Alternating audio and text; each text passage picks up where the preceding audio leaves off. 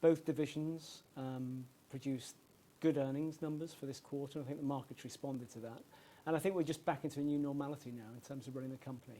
You're right, we've been through a lot in the last 7 years. We've probably win some sort of resilience award for having come through that. But there's no question we're definitely back on an even keel.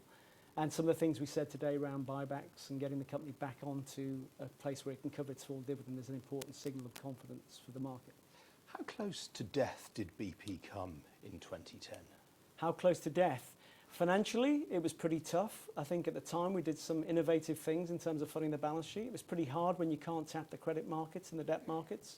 And the disposal program we did, now with hindsight, given we sold close to $55 billion of assets at $100 a barrel, has actually been able to allow us to reposition the company through 2 phases of growth, 2010 to 14, and then 15 out to 17 and then the next phase. We managed our way through that. It wasn't easy at the time. We had to make some pretty tough calls, but I think the company's stronger for it today. Have the disposals finished now, more or less? We've got the big tranches gone in terms of what we did during Macondo. We've sold off close to $4.5 billion this year. Next year, we'll get back into the normal rhythm of about $2 to $3 billion per annum. Worth pointing out, I mean, the payments that you're making in respect to Macondo are still eye-watering. I think something like $560 million this quarter alone. At what point does that start to tail off? So in total, the provision's sitting at $63.6 billion. That is a significant amount of money that had to be set aside to deal with this incident.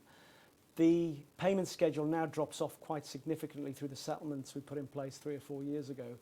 The next payment is just over $2 billion next year for the settlements that we did with the criminal and civil departments. And then it tapers off to about $1 billion a year beyond 2019 and onwards. You're buying back shares, that's a real sign of confidence. The company can now balance its finances at these lower oil prices, and comfortably so for next year at $50 a barrel, hence what we described today around buying back. People would raise an eyebrow and say, why are you putting capital into buying back shares at all when your net debt is nearly $40 billion? Well, actually, net debt gearing's come down this quarter. It's now at 28.4%.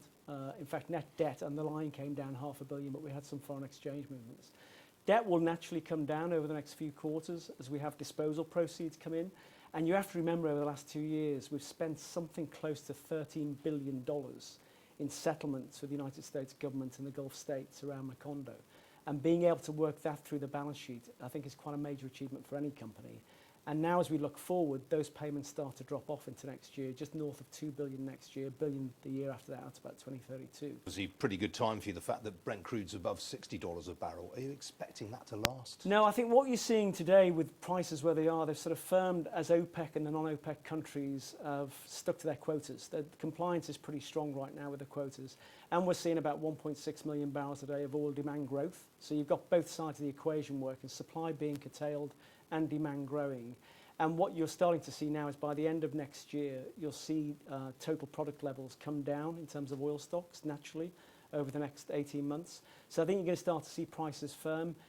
Where we are today, we'd still plan on the basis of 50 to 55.